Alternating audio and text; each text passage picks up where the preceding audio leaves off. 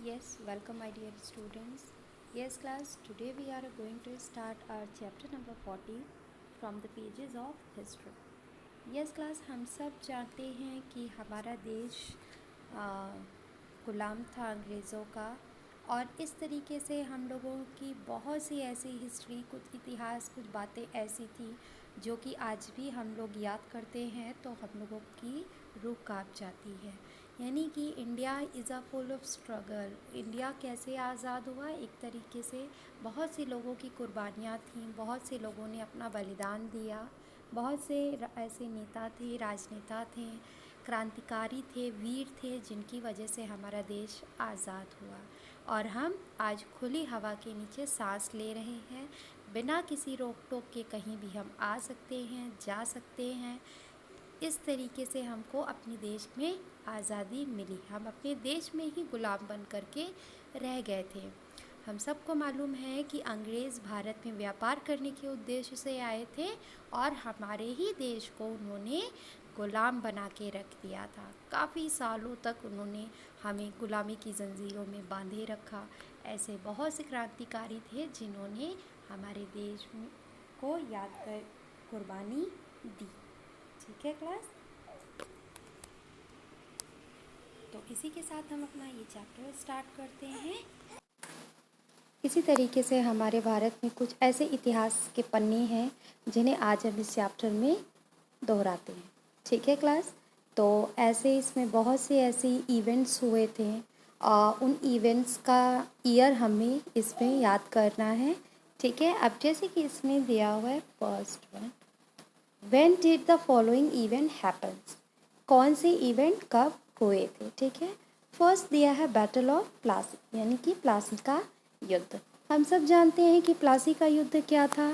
एक युद्ध था, एक मुर्शिदाबाद में एक प्लासी एक जगह थी जहाँ पे ये युद्ध शुरुआत हुई थी। एक तरह से कह लीजिए ये हमारी पहली ऐसी मतलब एक तरह से आग थी ये, जिसकी वजह से लोगों के अंदर आक्रोश आया कि हमें अपने देश के लिए लड़ना है, हमें आज़ादी चाहिए। तो प्लासी का युद्ध सबसे पहले शुरू हुआ था नवाब सूरज, बंगाल के नवाब थे सूरजदौला से, जो ईस्ट इंडिया कंपनी के नवाब के साथ उनका युद्ध हुआ था। तो इसीलिए हम इसको बैटल ऑफ प्लासी कहते हैं, क्योंकि यह प्लासी एक जगह है जहाँ से इस युद्ध का शुरुआत हुई थी। तो ये प्लासी का युद्ध ये कब हुआ था, 1757 पे हुआ था। ठीक है, फिर नेक्स्ट आपका आता है first war of Indian independence, यानी कि भारत की पहली स्वतंत्रता लड़ाई। हमारे देश जब जान गए कि अब अंग्रेज़ों के पूरी तरीके से हम गुलाम बन चुके हैं, तो लोगों के अंदर बहुत आक्रोश आया, क्योंकि उनको हर जगह गुलाम हर जगह बना के रखते थे। उनको कोई भी भारतीयों को कोई भी उनकी आज़ादी छीन ली गई थी। कोई भी वो खुले तरीके से काम नहीं कर सकते थे। हर चीज़ करने के लिए उन्हें अंग्रेज़ों की परमिशन की ज़रूरत होती थी।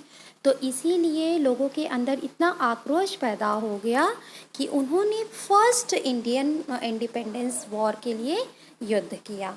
वो कब हुआ था, 1857, जिसे हम 1857 का युद्ध कहते हैं। क्लियर है। फिर नेक्स्ट आपका आया third, partition of Bengal, Bengal का विभाजन। तो बंगाल का विभाजन हुआ, जिसको बंग भंग आंदोलन भी कहा गया था। इसमें क्या किया गया था, मुस्लिमों को और बाकी लोगों को ये कूट डालो की नीति अंग्रेज़ों ने अपनाई थी, जिसके तहत इन्होंने बंगाल का विभाजन करने का सोचा, जिसकी वजह से लोगों ने इसमें भी आक्रोश जताया। ये कब हुआ था, 1905। ठीक है क्लास, ठीक है क्लास, इसी के साथ हमारा हुआ था पार्टीशन ऑफ बंगाल इन 1905, 1905 में बंगाल का विभाजन। फिर नेक्स्ट हमारी इवेंट आती है blood bath eight Jallianwala Bagh. ये तो है जैसे कि यहाँ पे क्या हुआ था, जलियांवाला बाग हत्याकांड जिसे कहा गया था। इसमें क्या हुआ था ये हम सब जानते हैं, हम लोगों ने अपनी हिस्ट्री की बुक में भी पढ़ा होगा कि जलियांवाला बाग अमृतसर में एक जगह थी, बाग का नाम था, जहाँ पे लोगों ने विद्रोह करने के लिए सभा आयोजित की थी। ठीक है, शांतिपूर्ण तरीके से उन्होंने सोचा था वो विद्रोह करेंगे, मतलब सभा की थी अपने देश के लिए इन्होंने, लेकिन जनरल डायर ने अचानक से उन लोगों पे गोलियां बरसा दी, जिसमें बहुत सारे लोग मारे गए, बच्चे मारे गए, बूढ़े मारे गए, काफ़ी लोगों की इसमें हत्या हो गई थी। तो इसीलिए इसको कहा गया था जलियांवाला बाग हत्याकांड। ठीक है, यहाँ पूरे बाग में आप दीवारों में देखेंगे सिर्फ खून ही खून, खून ही खून चारों तरफ नज़र आया था। ये जनरल डायर की वजह से हुआ था। इन्होंने क्या किया था, लोगों पे गोलियां बरसा दी थी। ठीक है, तो ये कब हुआ था, 1919 में, यानी कि 1919 में जलियांवाला बाग हत्याकांड हुआ था। फिर नेक्स्ट हमारा आता है नॉन कोऑपरेशन मूवमेंट, यानी कि असहयोग आंदोलन। तो हम सब जानते हैं असहयोग आंदोलन किसके नेतृत्व में चलाया गया था, ये महात्मा गांधी के नेतृत्व में चलाया गया था। इस विद्रोह का उद्देश्य था कि अंग्रेज़ों की सारे सामानों की एक तरीके से उनको तिरस्कृत किया जाए, यानी कि अंग्रेज़ों का कोई भी सामान, यानी कि विदेशी, एक तरह से विदेशी सारे सामानों का बैन लगा देने के लिए इन लोगों ने आंदोलन किया था कि विदेशी नीति भी हम नहीं अपनाएंगे, विदेश का सामान भी नहीं हम इस्तेमाल करेंगे। और इस तरीके से बहुत से ऐसे विदेशी कानून थे जो लागू किए थे अंग्रेज़ों ने, उसको समाप्त करने के लिए इन्होंने नॉन कोऑपरेशन मूवमेंट का मूवमेंट किया था। जो कब किया था, 1920 में किया था। ये महात्मा गांधी के नेतृत्व में हुआ था। फिर नेक्स्ट हमारा आता है 6, क्विट इंडिया मूवमेंट, भारत छोड़ो आंदोलन। ये भारत छोड़ो आंदोलन हुआ था। ये हुआ था अंग्रेज़ों को भारत से भगाने के लिए ये आंदोलन किया गया था और चारों तरफ विद्रोह ही विद्रोह फैल गया था। यहाँ पे पूरी जनता आक्रोश में आ गई थी कि अब हमको अपने देश के लिए लड़ना है और अंग्रेज़ों की गुलामी से अब हमको छूटना है। तो उन्होंने क्या किया था, अंग्रेज़ों को भगाने के लिए, अंग्रेज़ों को अपने देश से निकालने के लिए भारत छोड़ो आंदोलन का अभियान चलाया और ये 1942 में इन्होंने किया था। क्लियर हो गया। तो इस तरीके से हमारे इतिहास के पन्ने में कुछ ऐसी तारीखें हैं जिन्हें हमें याद करना है। ठीक है, फिर अब देखिए नेक्स्ट यहाँ फैक्ट फाइल में कुछ दिया हुआ है। Many leaders such as Nana Sahib, Begum Hazrat Mahal, Rani Lakshmi Bai, Tatya Tope led the uprising of 1857 or the first war of Indian independence in different region of India। यानी कि ये जो हमारा फर्स्ट स्वतंत्रता संग्राम की लड़ाई जो हुई थी, इसमें बहुत से लीडर्स ने अपना योगदान दिया था, जैसे नाना साहेब हो गए, बेगम हजरत महल हो गई, रानी लक्ष्मीबाई हो गई, तात्या टोपे हो गए। ये अपने अपने क्षेत्र से, अपने अपने क्षेत्रों से इन्होंने युद्ध के लिए आगाज़ बोला था और युद्ध के लिए पूरी तरह से ये लड़े थे अपने देश के लिए। ठीक है, फिर नेक्स्ट यहाँ पे देखिए, in August 1942 Gandhi ji started the quit India movement. Gandhi ji gave the call of do और डाई। तो यानी कि ये हमारा 1942 में जो हम लोगों ने यहाँ भी क्विट इंडिया मूवमेंट पढ़ा, 1942 में हुआ था। गांधी जी ने इसको स्टार्ट किया था और गांधी जी ने एक नारा दिया था, करो या मरो। ठीक है, हमको युद्ध के लिए या तो फिर मतलब अंग्रेज़ों को बाहर निकालना है या तो फिर हम खुद मर जाएंगे। तो उन्होंने करो या मरो का नारा दिया था। क्लियर हो गया chapter. Now and after that come on to the next chapter, chapter number 15, state delicious.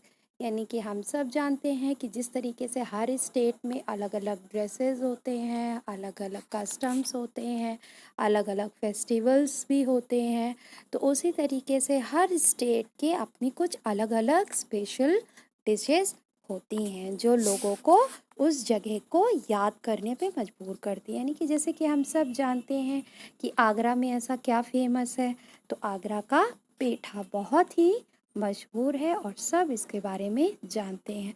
अगर इलाहाबाद के बारे में पूछा जाए कि इलाहाबाद में ऐसा क्या चीज़ फेमस है, तो इलाहाबाद में सबसे पॉपुलर अमरूद है, जो कि बाहर तक सप्लाई होता है। लोग बाहर इसको खाने के लिए मतलब ललायित रहते हैं।